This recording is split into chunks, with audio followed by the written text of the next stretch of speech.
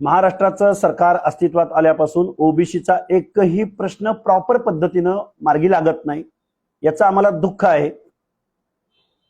दुसरी गोष्ट, देशभरामध्ये जातनिहाय जनगणना झाली पाहिजे ही आमची ओबीसीच्या अनेक संघटनांची देश स्वतंत्र झाला तेव्हापासूनची मागणी आहे.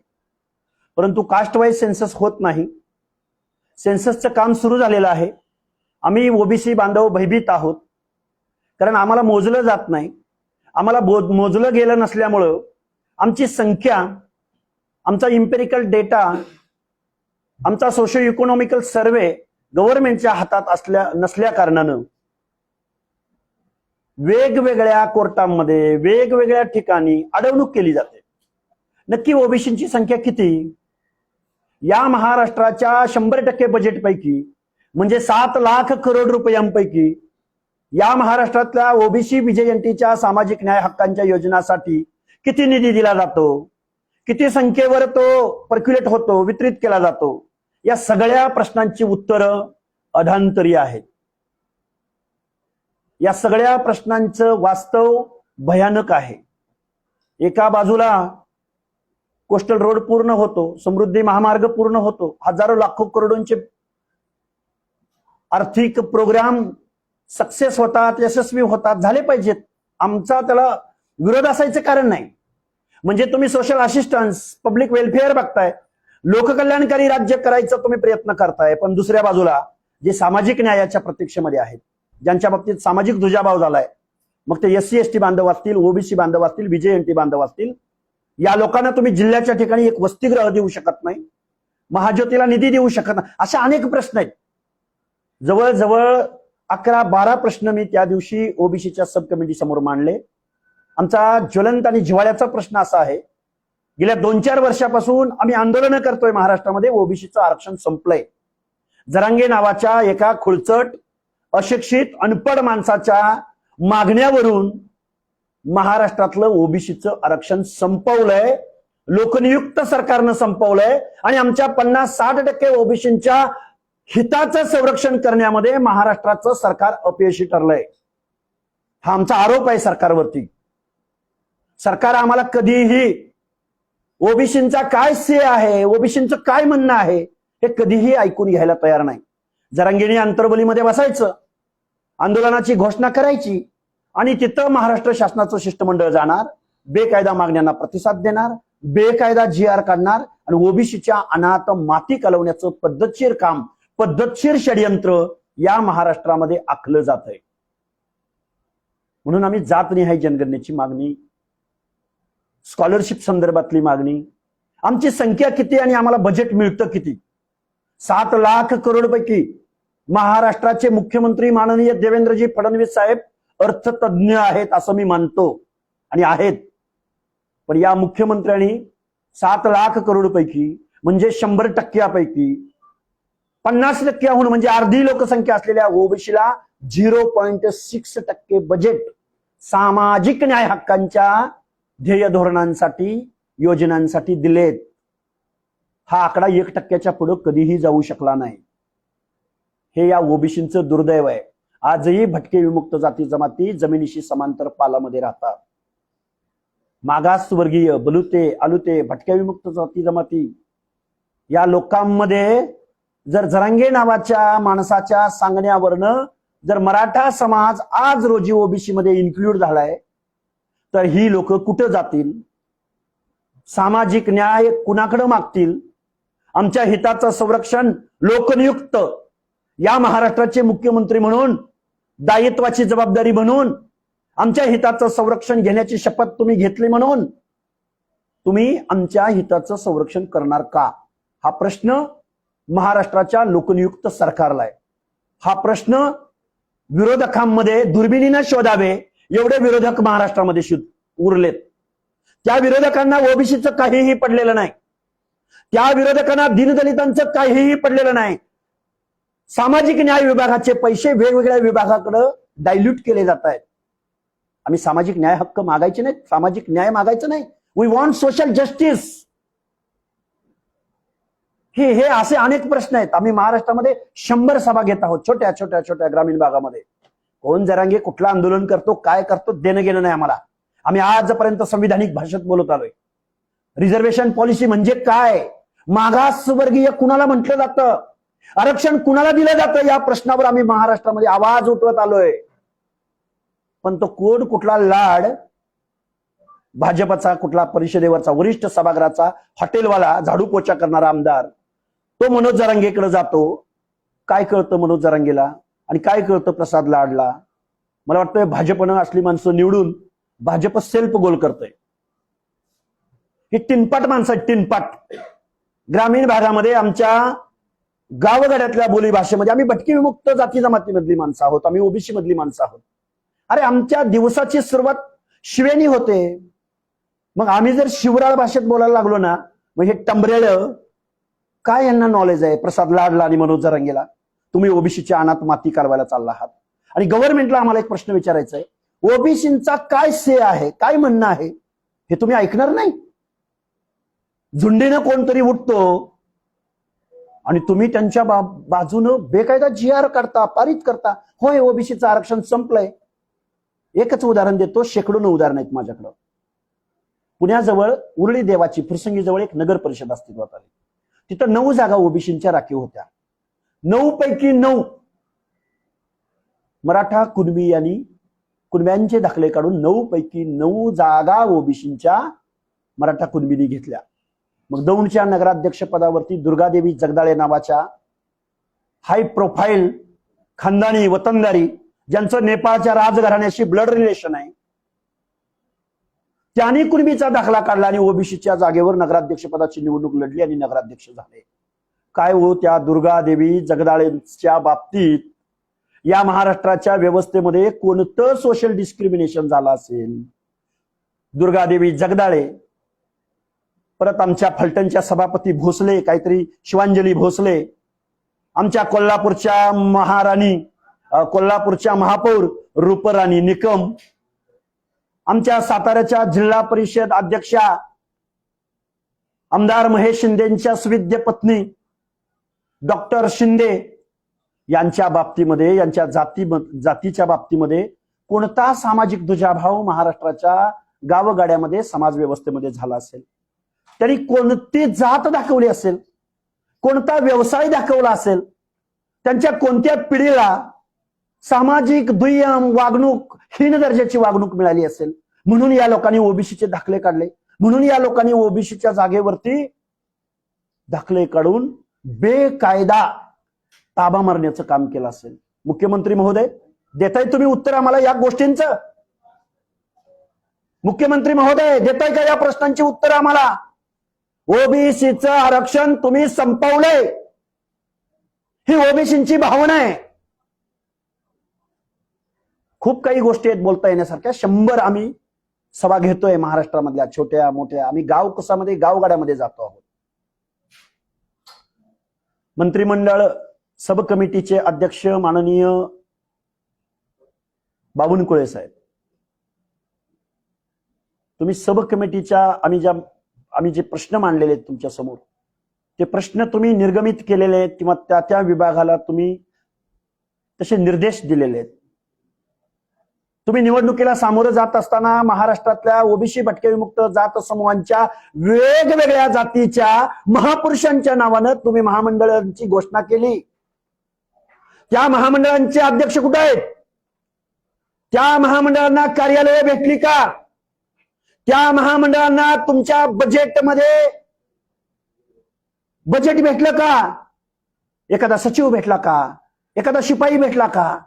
आणि मग जर ते भेटले नसतील तर या बांधवांना कसा तुम्ही न्याय देणार आहात? म्हणजे चुनावी जुमला होता तुमचा. ओबीसीचं मतदान हवं होतं तुम्हाला. सत्तेपर्यंत जायला तुम्हाला आमच्या वाड्या वस्त्या तांड्यावरची लोक आठवतात. निवडणुका लागल्या की ओबीसी सेलचे प्रमुख तुम्हाला आठवतात. कोण आहे भाजपचा ओबीसीचा सेल प्रमुख? काय आहे त्याची ओबीसी बद्दलची भूमिका? कोण आहे काँग्रेसचा ओबीसी सेलचा प्रमुख? आज रोजी ओबीसीचं आरक्षण गेले, ओबीसी सेलचे प्रमुख. अरे लाथ तुम्हाला त्या पदावरती, अरे लाजा वाटल्या पाहिजेत तुम्हाला. ओबीसीचं आरक्षण संपुष्टात येत असताना तुम्ही ओबीसी सेलच्या प्रमुख पदावर काम करताय, नगरसेवक म्हणून निवडून जाताय. पुण्यामधलं, पिंपरी चिंचवड मधलं कॉर्पोरेशन मधलं ओबीसीचं आरक्षण संपुष्टात आलंय. कुठल्या भाषेत सांगायचं? कुठं आहे संविधान? कुठं आहे गावगाड्यातले छोटे छोटे घटक ज्यांच्या बाबतीमध्ये सामाजिक दुजाभाव झाला, ज्यांनी जातीत जन्म घेतल्या कारणानं त्यांना या परिस्थितीला सामोरं जावं लागलं. त्यांना महामानव डॉक्टर बाबासाहेब आंबेडकरांनी 340व्या कलमामध्ये त्यांचा कास्टवाईज सेन्सस करा म्हणून सांगितलं.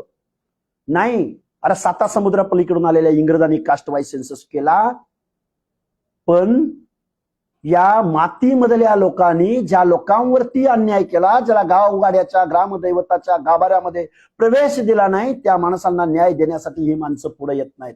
मग जरांगे सारखं टिनपाट टंबऱ्याळ उठतं आणि काय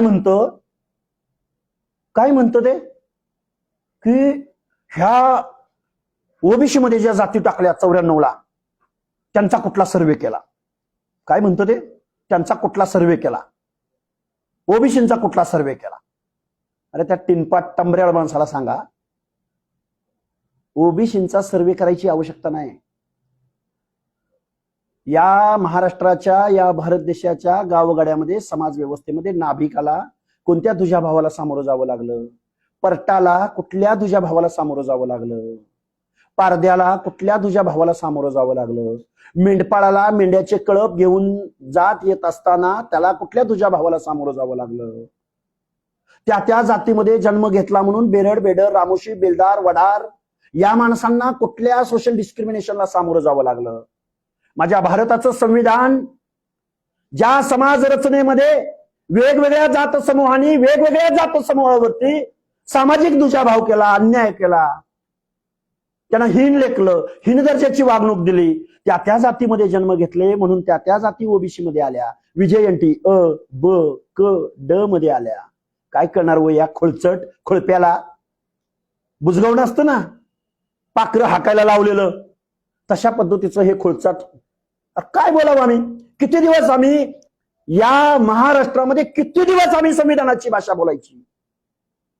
किती दिवस आम्ही लोकशाही मधली योग्य ती भाषा बोलायची? ऐकायला तयार नाही. 8-15 दिवस गेलं, महिना 2 महिने गेलं की मी उपोषणाला बसणार.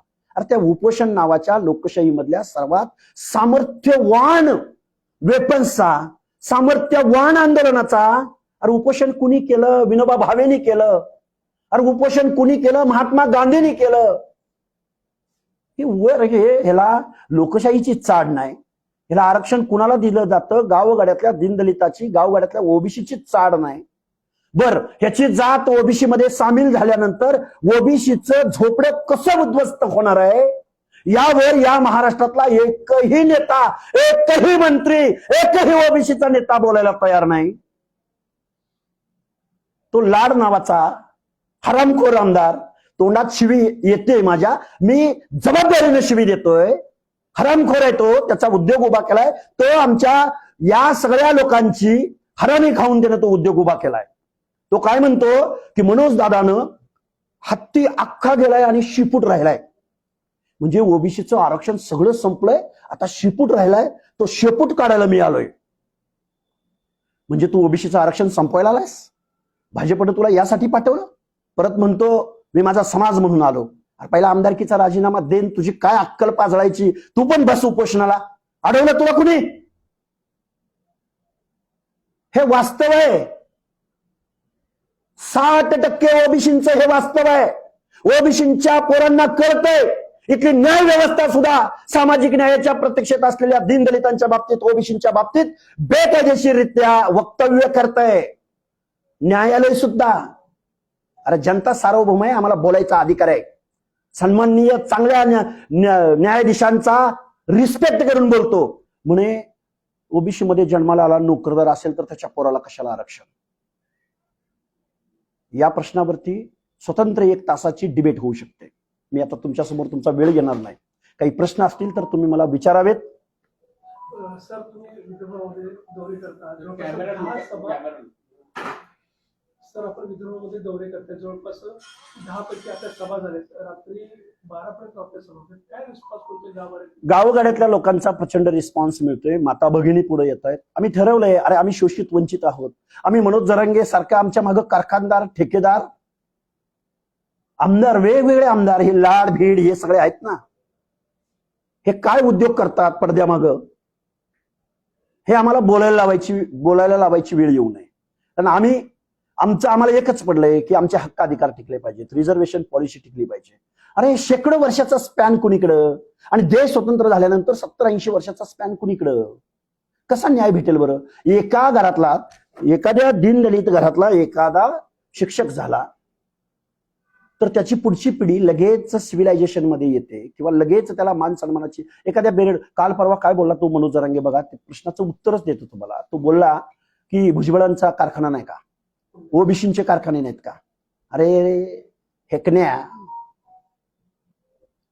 दलित समाजामधला एखादा कलेक्टर झाला, ओबीसी मधला नाभिक, सुतार, लोहार, कुंभार, परीट किंवा लोहार समाजातला एखादा IAS जरी झाला तरी त्याचं जात वास्तव जात नाही. हजारो वर्ष इथल्या माणसाचं रक्त जरी काढलं तर त्या रक्तामध्ये सामाजिक दुजाभाव येतो. आणि तुला ओबीसी मध्ये प्रवेश करायचा आहे ना, तर ओबीसी मधल्या कुठल्या जातीमधला कुठला व्यवसाय तुझ्यावर गरिबी आली त्यावेळी तू स्वीकारलास ते सांग. आम्ही गरीब झालोय, आम्ही शेकडो एकरावरनं आम्ही गुंट्यावर आलोय. अरे तुझ्याकडे गुंट्या तर आहे. अरे गावगाड्यातल्या भटक्या विमुक्तांकडं गावगाड्यात 1 गुंट्याची जमीन धारणा घर दिलं नाही त्याला अजून इथल्या व्यवस्थेनं, आणि म्हणतोय आम्हाला आम्ही ओबीसी मध्ये. गरिबी आली म्हणून मनोज जरांगेच्या, मी खूप परखड आणि वास्तव बोलणार आहे, मनोज जरांगेच्या कम्युनिटीनं गरिबी आली म्हणून आमचा नंदीबैलवाला मेडंगिया जोशी घेतलाय नंदीबैल, कमरेला ढोलगं बांधले, गाबू गुबू गाबू गुबू गाबू गुबू गाबू गुबू करत गेलाय. तुमच्यावर गरिबी आली म्हणून आमच्या नाभिक बांधवाचा व्यवसाय तुम्ही कधी स्वीकारला? तुम्हाला ओबीसीचं आरक्षण पाहिजे, तुम्हाला सामाजिक दृष्ट्या मागासांचं आरक्षण पाहिजे, कुठले पॅरामीटर्स तुम्ही फुलफिल करता? त्या टंबऱ्याला काय करणार आहे या गोष्टी? पण महाराष्ट्राच्या मुख्यमंत्र्यांना करू नयेत, महाराष्ट्राच्या मंत्रिमंडळाला करू नयेत. आणि तो काय म्हणतो, तो प्रसाद लाड्या, तो म्हणतो की मी माझ्या जातीचे प्रश्न मांडले म्हणून हाकेच्या पोटात पोट शिळू कावड. अरे मान ना तुझे प्रश्न, कुणी सांगितलं? पण संविधान गावगाड्यातल्या व्यवस्थेतल्या शेवटच्या घटकाच्या हिताचं संरक्षण करतं. झुंडशाही कळते लाड्या तुला, झुंड निवडणुका जिंकायचे तुम्हाला. आमच्या गावगाड्यात 60% लोकसंख्या आहे. झेंझी, कॉक्रोच जनता पार्टी, अरे तोंडचा तुम्ही सलाईनवर आला होता. आम्हा झेंझींना 25 ते 26 वर्ष वयोगट असलेल्या माणसाला जर तुम्ही समजून नाही घेतलं ना, तुमची माती केल्याशिवाय आम्ही राहणार नाही, एवढं लक्षात ठेवा. हे खूप वास्तव आणि भयानक तुमच्या समोर मांडतोय. तुमचे लोकप्रतिनिधी एखाद्या समाजाबद्दल अपपर भाव बाळगणार नाही अशी हाऊस मध्ये गेल्यानंतर तुम्ही शपथ घेता. लाड्या, वरिष्ठ सभागृहाचा तू आमदार, काय करतो रे तुला आरक्षण? तू गेला तिथं, अरे जरांगेकडं निवृत्त न्यायाधीश गेले, अटॉर्नी जनरल गेले, वेगवेगळे मंत्री गेले, आमचे एकनाथरावजी शिंदे साहेब गेले मुख्यमंत्री म्हणून, आमचे उदयजी सामंत एकदम शांत संयमी भाषेमध्ये, एकदम दोन्ही बाजू समजून घेणारा, एकदम प्रॉपर पद्धतीनं मनोज दादा जरांगेला काय म्हणायचं आहे ते सरकार दरबारी म्हणणारा, आणि सरकारला काय म्हणणार आहे ते मनोज दादाच्या समोर जाऊन मांडणारा. अशा माणसाचं त्यांनी ऐकलं नाही. आणि लाड, तू हॉटेलवाला, तुझं काय ऐकेल हा टंबऱ्याळ? हे वास्तव आहे, हे भयानक आहे. आमच्या वेदना काय आहेत, आमच्या समस्या काय आहेत, आमचं म्हणणं काय आहे, इथल्या लोकनियुक्त सरकारनं आमची सुद्धा बाजू ऐकली पाहिजे. आणि जर तुम्हाला 10-12% मताची काळजी वाटत असेल, जर तुम्हाला कारखानदारांच्या रसदीवर उभं राहिलेल्या या बुजगावण्याची धास्ती असेल, तुमच्या मनामध्ये भीती असेल, तर आम्ही सुद्धा गावगाड्यामध्ये 50 ते 60% आहोत. कल्पना आहे लक्ष्मण हाकेला, 300-400 जाती आहेत, त्या एकत्र येणार नाहीत, पण एकत्र आल्या आमचा जर ओबीसीचा जगन्नाथाचा रथ ज्या दिवशी सुरू होईल त्या दिवशी यांचे इमले, यांचे कारखाने, यांचे रिपीट अगेन अँड अगेन आमदार, खासदार, मंत्रीपद होणं तुम्हाला मातीला मिळवल्याशिवाय आम्ही राहणार नाही. सर कुठे तर आता आपण म्हणलात की प्रसाद लाड गेलेले आहेत, प्रसाद लाडकडे उपसमितीमध्ये नाही आहे, कोणतं मंत्रीपद नाही आहे. त्याच वेळेस मराठवाड्यामध्ये उदय सामंत असतील, शिरसाट असतील, हे देखील होते. मात्र सरकार शिवसेनेला कुठेतरी लांब ठेवून प्रसाद लाडला कोणतेही मंत्रिपद किंवा उपसमितीवर नसताना देखील पाठवलं गेलं. हे भाजपनं सेल्फ गोल केलेलं आहे. भाजपनं हे कुठेही सांगितलेलं नाही. मुख्यमंत्र्यांनी कुठेही अशी कुठली मंडळ काय आपलं शिष्टमंडळ पाठवत आहोत असं कुठेही डिक्लेअर केलं नाही. मीडियाला काय येतंय हे सगळं? अरे मीडिया तर चौथा स्तंभ आहे ना.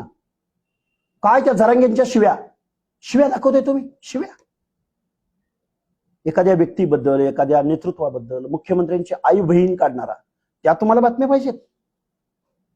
जेन झी येईल बरं का. आणि त्या जेन झीची सुनामी कुठल्या मार्गानं कशी येईल, कुठून येईल, आबाळातून येईल, समुद्रातून येईल, वाट लागेल वाट. एवढं लक्षात ठेवा. हा जमाना जेन झीचा आहे, हा जमाना डिजिटल मीडियाचा आहे, हा जमाना टेक्नॉलॉजीचा आहे. त्यामुळे सावध असा. सर जे हैदराबाद गॅझेट जे मंजूर झालं बोललं जाते किंवा GR निघालाय तरी सुद्धा पण उपोषण कशासाठी किंवा बाकीचे हे बघा, तो मनोज जरांगे, मी प्रेस थोडीशी ऐकली, मला पत्रकारांनी पण प्रश्न विचारले होते की आम्ही गॅजेटियर मध्ये आहोत, ओबीसी कुठं आहेत? अरे मूर्खा, कुठल्या मूर्खाच्या नंदनवनात हा जगतो आणि काय खातो आणि ह्याला कोण फिडिंग करतं, कोण ह्याला ज्ञान आणि सल्ले देतं हे कळत नाही. काय म्हणतो तो? आम्ही गॅजेटियर मध्ये आहोत आणि ओबीसी कुठे आहेत? ओबीसी शेकडो वर्षाच्या गावगाड्यामध्ये वेगवेगळ्या जातीत चिनून मारले, चिनून. कळलं का नाही? त्याला माहिती नाही कसं चिनून मारतात ते. मराठा गॅजेटियर मध्ये आहे म्हणतो. कुठल्या गॅजेटियर मध्ये लिहिलंय की मराठा सामाजिक दृष्ट्या मागास आहे? अरे गॅजेटियर मध्ये तुमची रेव्हेन्यूची नोंद आहे. कुठल्या गॅजेटियर मध्ये लिहिलंय की मराठा समाज मराठा असल्या कारणानं त्याच्यावरती महाराष्ट्रातल्या या जातीनं सामाजिक दुजाभाव केला, अन्याय केला, त्याला वापरून घेतलं, त्याला हीन दर्जाची वागणूक दिली, असं कुठल्या गॅजेटियर मध्ये लिहिलंय? आणि त्या ज्या गॅजेटियरच्या द्वारे तुम्ही त्यांना ओबीसी मधलं आरक्षण देताय, मुख्यमंत्री महोदय, या प्रश्नांची उत्तर हवी आहेत आम्हाला. कुठल्या गॅजेटियर मध्ये लिहिलंय की मराठा समाज मागास आहे म्हणून?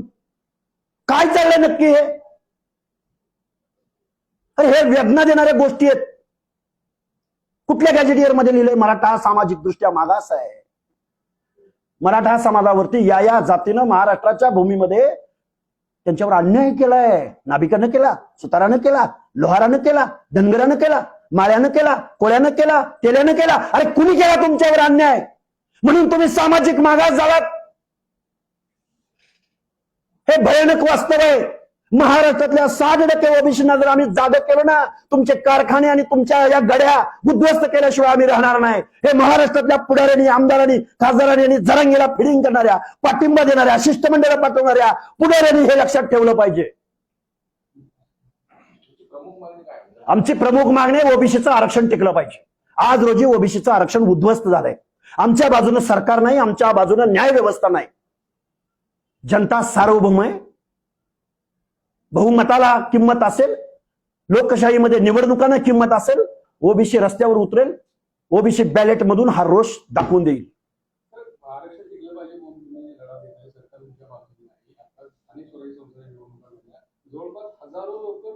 हजारो नाही, 60% आम्ही क्वांटम काढलाय. हजारो राहिलंच नाही ना. तेच सांगतो ना, आमच्या हिताचं संरक्षण लोकनियुक्त सरकारनं केलेलं नाही. ओबीसी देशोधडीला लावण्याचं काम एका टंबऱ्याळ माणसाच्या सांगण्यावरनं ओबीसीला देशोधडीला लावण्याचं काम 12-13 करोड जनतेचं दायित्व असलेल्या मुख्यमंत्र्यांनी आमच्या ओबीसीच्या अनाथ माती कालवलेली आहे.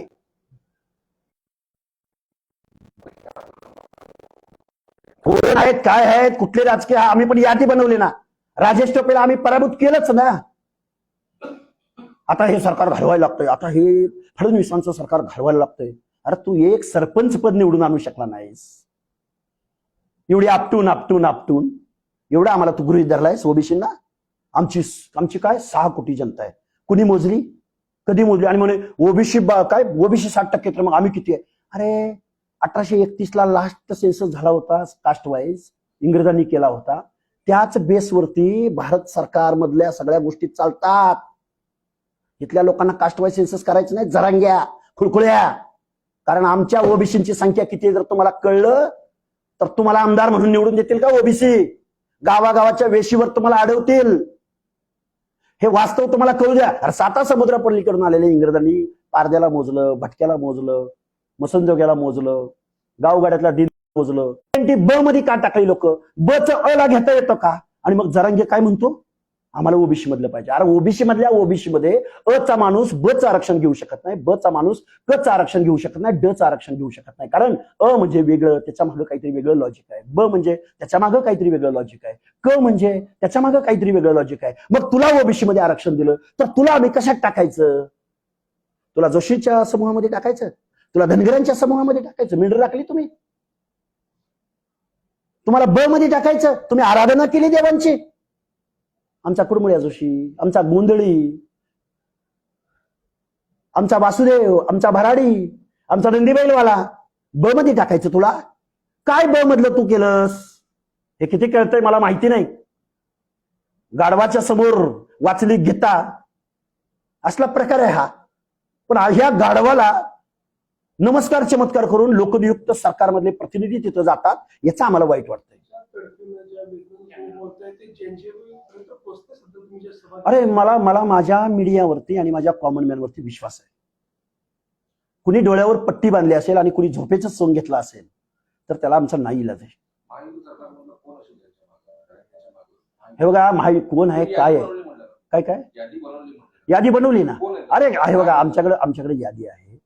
कोण माणसं कधी भेटतात, काय करतात. आम्ही राजेश टोपेला पराभूत केला ना, सांगून केला ना. निवडणुकीच्या अगोदर 2 महिने जाहीर केलं होतं ना की तू राजेश टोपेला निवडून आणून दाखव. अरे भरपूर आहेत. हे बघा माहितीमधले आहेत, विरोधकांमधले आहेत. मराठा समाजाला जर ओबीसी मध्ये टाकलं तर मराठा समाजाच्या स्पर्धेमध्ये मी जी नावं घेतली ती माणसं टिकतील. ओबीसी इज इक्वल टू, पूर्वी कोणतरी सोनार असायचा, लोहार असायचा, पूर्वी कोणतरी ओबीसी मधली जात समूहातला माणूस असायचा, बंजारा असायचा, राठोड असायचा एखादा. आता ओबीसी म्हटलं की कुणबी सर्टिफिकेट काढलेला, धनदांडगा, गब्बर पैसेवाला, मॅन मनी मसल पॉवरवाला, ज्याची आमदाराबरोबर खासदाराबरोबर उठबस आहे, तो तिकीट आणेल, तो निवडून जाईल. सांगली जिल्ह्यातला दिघंची जिल्हा परिषद गणातला तानाजी पाटील नावाच्या सावकाराचा पाटलाचा पोरगा ओबीसीच्या जागेवर निवडून आला. वर नुसता निवडून आला नाही तर तो सांगलीच्या जिल्हा परिषदेमध्ये सभापती पदावर गेला.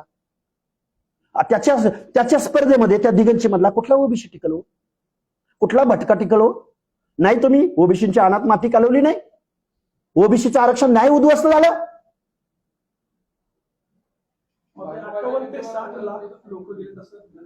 अहो तेच बेकायदा आहे. सुप्रीम कोर्टाचं जजमेंट आहे 650 पानांचं. त्या 650 पानांच्या जजमेंटमध्ये सन्माननीय मेहरबान सर्वोच्च न्यायालय म्हणतं की मराठा समाज ही डॉमिनेटिंग कास्ट आहे, ही रुलर कास्ट आहे. शेकडो वर्षाचं लिटरेचर मराठा समाजाचं या गावगाड्यातला पाटील, वतनदार, देशमुख आणि राजनीतीच्या फ्रंटला काम करण्याचं लिटरेचर आहे. कुठलं पॅरामीटर लावायचं रे जरांग्या तुला ओबीसी मधलं आरक्षण द्यायला? काय निकष लावायचा रे तुला? परभणीमध्ये मराठा समाजाच्या युवकाने आत्महत्या केली, आरक्षण मिळालं होतं ओबीसीतून, ते मिळालं नाही, त्याची अंमलबजावणी झाली म्हणून त्यांनी आत्महत्या केली. हे बघा, लोकशाही अस्तित्वात आल्यानंतर त्या बिचाऱ्यानं आत्महत्या केली करू नये, त्याला मिसगाईड झाला या जरांग्यासारख्या आंदोलनामुळे. लोककल्याणकारी राज्यामध्ये सोशल वेलफेअर, सोशल असिस्टन्स, लोककल्याणकारी योजना, अरे दिवाबत्तीपासून, शाळेपासून, राशन पासून ते वेगवेगळे रस्ते, वेगवेगळ्या बेसिक इन्फ्रास्ट्रक्चर, हे पब्लिक वेलफेअर आणि सोशल वेलफेअर आणि पब्लिक काय असिस्टन्स म्हणजे लोककल्याणकारी योजना शासन देतंय ना. पण आरक्षण नावाची योजना, परत एकदा माझ्या पत्रकार बांधवांनो ऐका, आरक्षण नावाची योजना ज्यांच्या बाबतीमध्ये सोशल डिस्क्रिमिनेशन झालं, सामाजिक दुजाभाव झाला, जे सिव्हिलायझेशनच्या निर्णय प्रक्रियेच्या कोसो मैल दूर आहेत, त्यांचं प्रतिनिधित्व आहे. आरक्षण म्हणजे गरिबी हटाव नाही. आरक्षण म्हणजे कोणतरी गरीब झालाय म्हणून त्याला निघून द्यायचं असं नाही. ही गोष्ट या देशातल्या न्यायालयांना सुद्धा अवगत असायला हवी. संविधानामध्ये 16(4) काय म्हणतं, 15(4) काय म्हणतं, कलम 24 काय म्हणतं. एकच सांगतो या सर्व न्यायमूर्तींना, आमच्या प्रिअम्बल मध्ये आम्ही म्हणतो, with the people of India, आम्ही भारताचे लोक, आम्ही लोककल्याणकारी भारतामधले आम्ही रुलर शासक. मी माझ्या अपिलिंग भाषेमध्ये सांगतोय, सामाजिक न्यायासह समता प्रस्थापित करायची आहे, आर्थिक नव्हे. श्रीमंत झाला म्हणजे त्याच्या बाबतीत सामाजिक दुजाभाव होत नाही, हे डोक्यातनं काढून टाका. शेकडो हजारो वर्षाची परंपरा एका बाजूला आहे आणि तुम्ही 70-80 वर्षामध्ये या लोकशाहीचं तुम्ही वाढपे म्हणून आम्ही तुम्हाला पुढे पाठवून दिलं. तुम्ही हा लोकशाहीचे जे काही बेनिफिट्स आहेत तुम्ही पाहुण्या रावळ्यांना दिलेत. तुमच्या हातात वाढप्याचं पात्र आलं म्हणून पाहुण्या रावळ्यांना तोंड बघून कारखाने वाटले, सुतगिरण्या दिल्या, तिकीटं दिली, पक्ष काढले. काल पवारांचा पक्ष होता बघा, तो अजितदादा पवारांचा. त्याची बॉडी काढा ना, त्या बॉडीवर कोण आहेत बघा बरं. पवार प्रायव्हेट लिमिटेड कंपनी, रयत शिक्षण संस्था. काल परवाचे रोहित पवार नावाचं बांधगुळ, त्याला उत्तर विभागाचा रयत शिक्षण संस्थेचा अध्यक्ष शरद पवारांनी केला. ज्या शरद पवारांनी रयत शिक्षण संस्थेची, रयत शिक्षण संस्था कर्मवीर भाऊरावांना पाटील, त्या रयत शिक्षण संस्थेच्या बायलॉज मध्ये खाडाखोड करून तर हयात रयत शिक्षण संस्थेचं अध्यक्षपद शरद पवारांनी घेतलं. की ज्या बायलॉज मध्ये लिहिलं होतं की महाराष्ट्राचा जो जो मुख्यमंत्री असेल तो मुख्यमंत्री बाय डिफॉल्ट त्या रयत शिक्षण संस्थेचा अध्यक्ष असेल. त्याच रोहित पवारला काल परवा उत्तर विभागाचा अध्यक्ष केला. तर पुढची दिशा काय ओबीसी आंदोलनाची? ओबीसीला जागं करायचं, ओबीसीला दिशा द्यायची. महामानव डॉक्टर बाबासाहेब आंबेडकर, फुले शाहू या माणसांचे समतेचे विचार, लोकशाहीची बेसिक मूल्य, सिविक सेन्स. मी मगाशी म्हणलो तुम्हाला, काही लोक मला येड्यात करतील, हाके म्हणजे प्रसिद्धीवर स्वार व्हायला लागलाय. काय ती कॉक्रोच जनता पार्टी, त्या कॉक्रोच जनता पार्टीच्या म्हणजे 25 वर्षाच्या आतल्या लोकांना जेन जी म्हटलं जातं. 2000 सालानंतर 1999 नंतर जन्माला आलेली जी पिढी आहे, जी 25-26 वर्षाच्या वय आहे त्याचं, ज्याच्या हातामध्ये अँड्रॉइड आहे, जे टेक्निकली साऊंड आहे, त्यांना जेन झी म्हणलं जातं. त्या जेन झीला जर सिविक सेन्स आला आणि माझ्या लोकशाहीचं मूलभूत तत्व जर कळलं तर त्या कॉक्रोच जनता पार्टीचा लक्ष्मण हाके पहिला सदस्य असेल. फक्त या तरुणाईला सिविक सेन्स द्यायचा आहे. अरे एससीचं आरक्षण त्यांचा रिस्पेक्ट केला पाहिजे आपण, एसटीचं आरक्षण त्यांचा रिस्पेक्ट केला पाहिजे आपण, रिझर्वेशन पॉलिसी त्याचा रिस्पेक्ट केला पाहिजे आपण. 7 लाख करोड रुपयांपैकी ओबीसीच्या रिझर्वेशन पॉलिसी अंतर्गत येणाऱ्या धोरणांना 0.6% तुम्ही बजेट देताय. आणि ही टर्माला म्हणतोय आमचं खाल्लं, आमचं खाल्लं, आमचं खाल्लं, तुझ्या बापाचं खाल्लं. आणि तुम्ही आमचं काय काय खाल्लं? तुमच्या बापाची जागीर आहे महाराष्ट्र म्हणजे, आणि देश म्हणजे, इथली उपजाऊ जमीन म्हणजे, इथली हवा म्हणजे, इथली नैसर्गिक संसाधनं म्हणजे तुमच्या बापाची जागीर आहे. इथं सगळ्या जीवाला समान हक्क आहे. पाण्याचं धोरण असलं तर तिथं समतेचं धोरण आहे.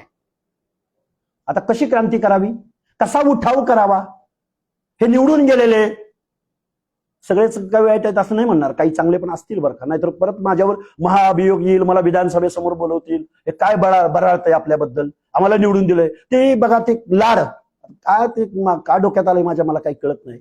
ते काय म्हणलं माहिती आहे का, लक्ष्मण हाके कुठला लोकप्रतिनिधी नाही, मी त्याला ओळखत नाही. दादा खरंय, लक्ष्मण हाके लोकप्रतिनिधी नाही, पण मनोज जरांगे कुठला लोकप्रतिनिधी आहे की ज्याच्याकडे तू धावत पळत लुबू लुबू लुबू लुबू लुबू लुबू तिथून जातोय? मनोज जरांगे प्रतिनिधी आहे? अरे बोलताना तरी जरा सेन्स ठेवून काय बोलतोय आपण, जरा तरी भान ठेवत जावा ना. का मीडिया आला, एखाद्या चॅनलनं आपल्या ऑफिसमध्ये बोलवून तुमची मुलाखत घ्यायला बोलवलंय, म्हणतोय लक्ष्मण हाके कुठला लोकप्रतिनिधी आहे, मी काय त्याला ओळखत नाही. मग मनोज जरांगे कुठल्या सभागृहाचा लोकप्रतिनिधी आहे तेवढं मला लाडनी सांगावं.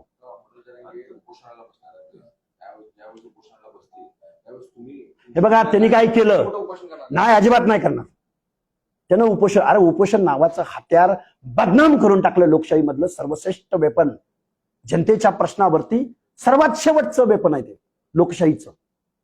जनतेचे प्रश्न सोडवायचे व्यापक प्रमाणात. मी मगाशी सांगितलं तुम्हाला कुणी केली उपोषण, ती माणसं काय होती, त्यांचं अवलोकन काय होतं, आणि ह्याचं काय अवलोकन बघून घेतो. वडीगोदरीला गेल्यावर सुरू केला होता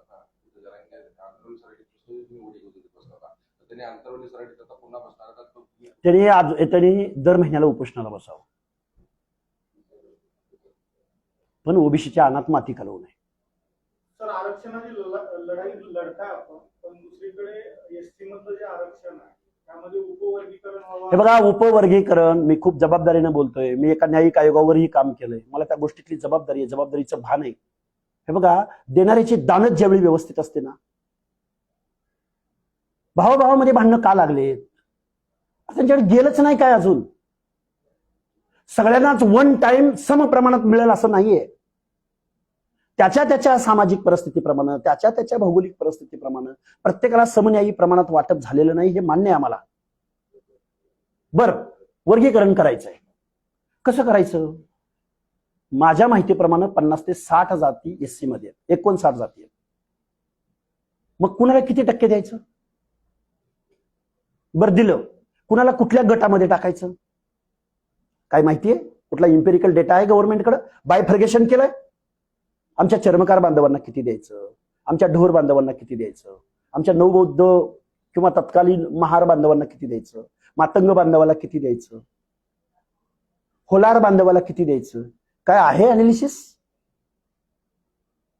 एससी प्रवर्गात येणाऱ्या 59 जातींचा हा आक्रोश आहे. पण भावाभावात भांडणं लावून निवडणुकीचं गणित, व्याकरण याच्याही पलीकडे जाऊन मला खूप गोष्टींची कल्पना आहे, पण या सगळ्या प्रश्नाचं उत्तर देण्याची विनंती किंवा जबाबदारी मी माननीय बाळासाहेब आंबेडकर यांच्यावर सोपवतो. उपवर्गीकरणाच्या बाबतीत आरक्षण संपवण्याचा दावा असं वाटतं. भांडणं तुमच्यात लावल्यावर तुमची चळवळ कमजोर होणार आहे ना. मातंग आणि नवबौद्ध जर एकमेकात भांडायला लागले तुम्ही कमजोर होताय ना. बाबासाहेबांची रिपब्लिकन जनता जर एकमेकात भांडत बसली, कारण लोकशाहीच्या संरक्षणासाठी आमची आंबेडकरी जनताच रस्त्यावर उतरली, मग ही चळवळ कशी नेस्तनाबूत करायची, त्यांच्या डिवायडेशन कसं करायचं, हे धोरण आहे याच्यामध्ये. अरे ज्याला दानत आहे ज्याची द्यायची, ज्याला बजेट द्यायचंय, अरे आजही सामाजिक न्याय विभागाचे पैसे वेगवेगळ्या खात्यांना डायल्यूट केले जातात ना. वंदनीय अजितदादा पवार यात माहीर होते. शिरसाटांची आदळ आपट तुम्ही बघितली.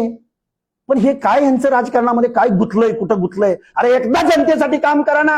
अरे द्या राजीनामे त्या मंत्रिपदाचे, सर्वसामान्य माणसं गळ्यात ताईत बांधून तुम्हाला घेतील. संघर्ष आम्ही करणार आहोत. कुणाला राजकारण करायचं त्यांना करू द्या. ओबीसीचे असू देत किंवा आमच्या एससी एसटी मधले नेते असू, तुम्ही राजकारण करा साल्या हो. आम्ही संघर्षाची भूमिका घेणार. आम्ही संविधानिक तत्वासाठी भांडणार. मी कार्यकर्ता आहे. मी कुठेही दावा केला नाही मी तज्ञ आहे, मी खूप मोठा माणूस आहे. पण आम्हाला जेवढं समजलं, उमजलं, आम्हाला जेवढं सामाजिक भान आलं ते आमच्या सर्वसामान्य माणसांपर्यंत आम्ही घेऊन जाण्याचा प्रयत्न करणार. धन्यवाद, सगळ्यांचे आभार.